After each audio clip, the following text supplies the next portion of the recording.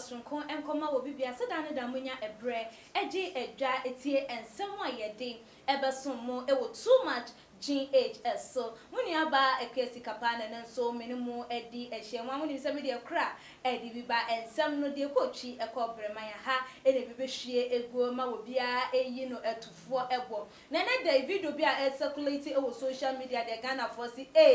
abaya ina nke ni so wo wakwa koda nanso aden na fe de wasa aka no ho na chese se ni din awon ekofo nyina na ye ne ya anase won feel okay ntibana na wo se wo ba na ebusia mama yimbonra ensem no emu yenu aba eye Akuapem Polo and Rosemond Brown adodo na nim ne se Akuapem Polo anase Cardi B twinning abaya na Cardi B ba o ne koto ekeye no sa abaya no na nse mu de wo ye na adwenta ma odi ni birthday no odi betu dwa e magana fo nyina wo bia enya ne tie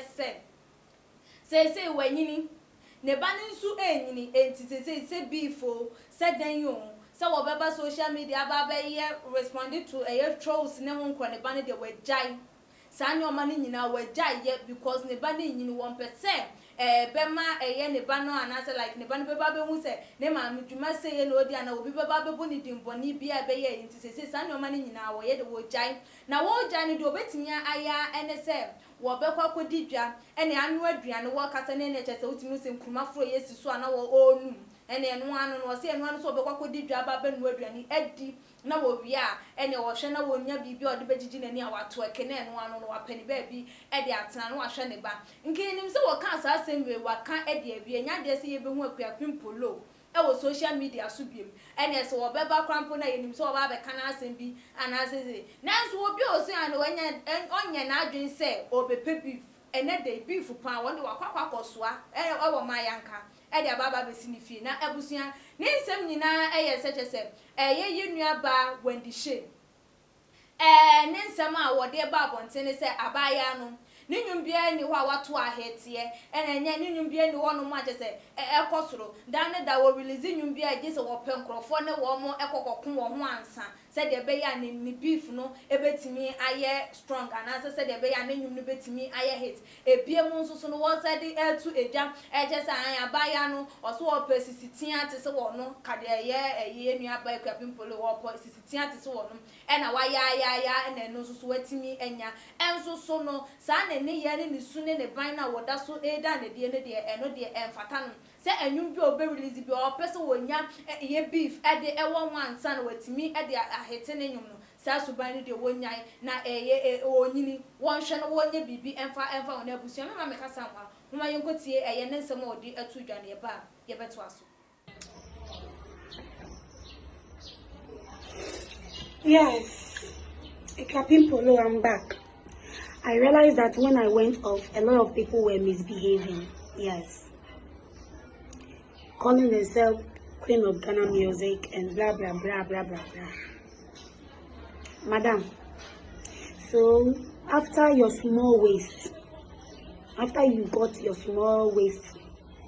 finished, because I realized you needed a small waist like mine, and you have achieved it.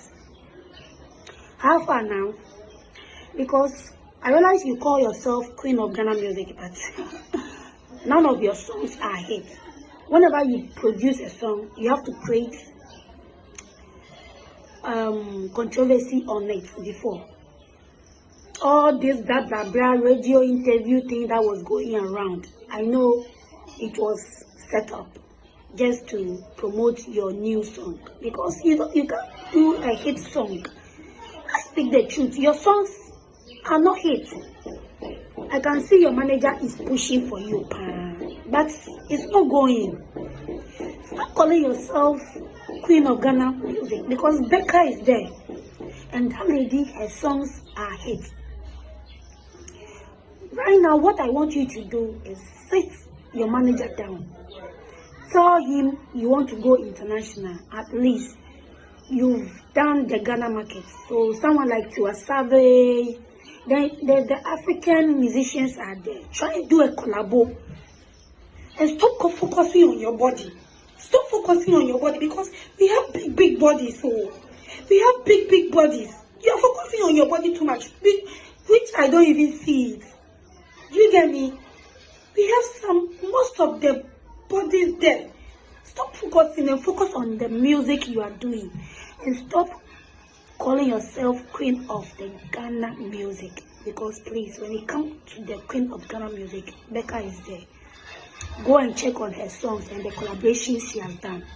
Work hard and stop doing the tobe. Because to me, all your songs are not hits. Whenever you drop a new song, you try to create a controversy, pay and create a controversy, blah, blah, blah, please. I'm telling the truth and you know that's the fact. I love you. Thank you. Say Anna a ye nearby a year crapping polo, or the some no eco goo ye, nor the and some no eco goo ye in a Ghana for say a debut. Abaya a boko dear. Ah, home, a ye nearby a year when you say what one count. In the Argentina chinchina, or person order and some ever from. What's yan and yet so no be beef beam. Now they say dear, what was what I did about Bessie? I walk out and want him into call Nippany DM. And Uncle Wokoy na Woko DM no ka say oh ebia say ni say awo ye no nka wo ye ni say na wo ye ni say anka be boa nti nka nya na ji say wo ba abonti mum e na ememe ka ema wo bia enti say na wo pese wo ka de chen da bi adenti na Ghana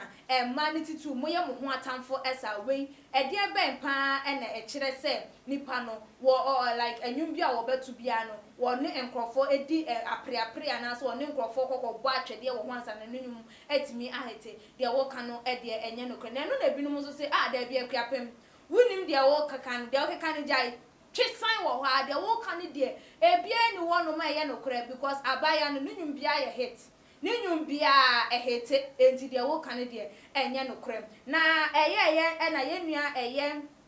camel e dia wo de eba no wo say I think it's because of when the share issue with Nana Romeo, that's the reason why she is saying this. On also so e dia wo de eba wo hu ne sem eye de enti aye kwapin polo wenye nyina so ana waba abonten a wo keka sa ensem we nyina no eye entawantawa na wantwi bia aba eye when the share one Nana Romeo who mo beka ya interview call so a wo busa woni bullet asem no wo abaya na koso ko promote eye no nwuma ebe ko ye ntokwa ma abaya no free eye interview na ase na ha ento hu ne sa eye issue nti e na ema eye kwapin polo e kasa ense no because eye enwum e na ode ba abonten na se de be ye enwum no ebe ba abonten ana se Ghana fo ebetimi a patronize ama na kosuru nti no e na wo share da bia wo share da ma eye one Nana Romeo enya da issue said the beya obi abeye na de say na nwum be no wo kwakwa ye ho eye interview a enu nti no amasa nyoma we nyina esie no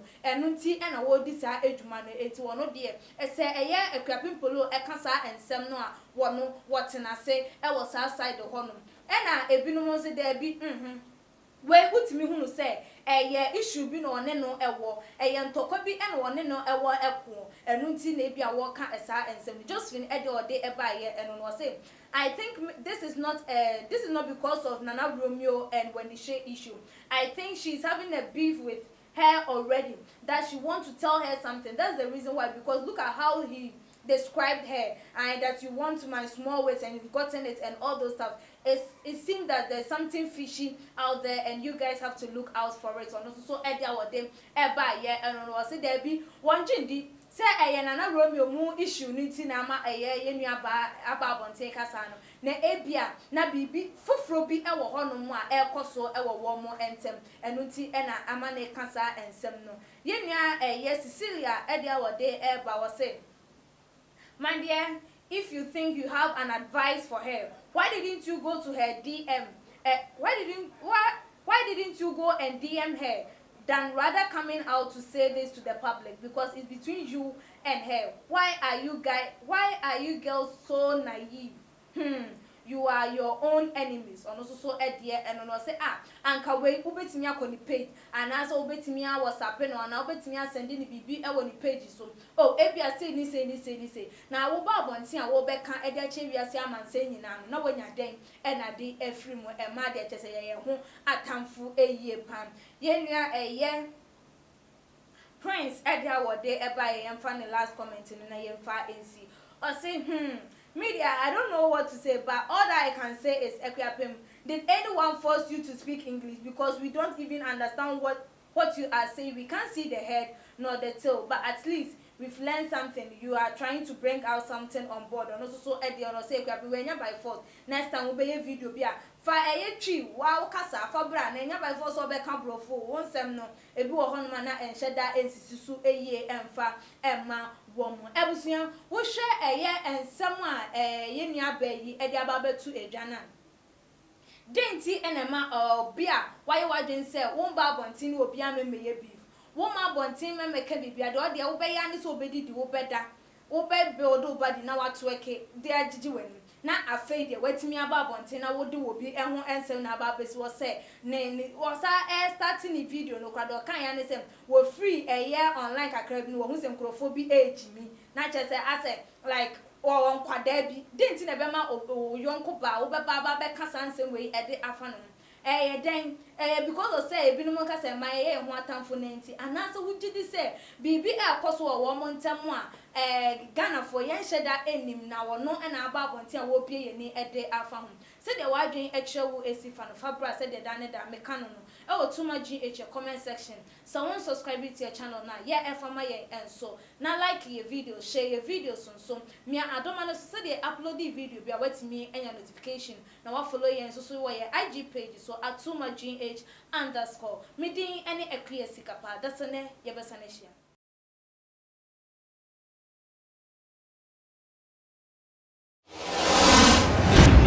The major prophet kum chacha on say me catch was say bomoden na hwe too much GH on say me kan ye nyene bone pa na kase ye pe wo wiase ya asondin ti na Adam wo hu nyame ye no nyam no wo hu ne ma bi a wo hwehwehwehwe e wo other place ne ade kat won na bomoden na be hwe too much GH be hwe na subscribe bomoden o be hwe pe na why subscribe o subscribe subscribe na subscribe na o subscribe a na wo benya ne ma pe a wo pe ne ma papa a wo pe ahwe nyame hira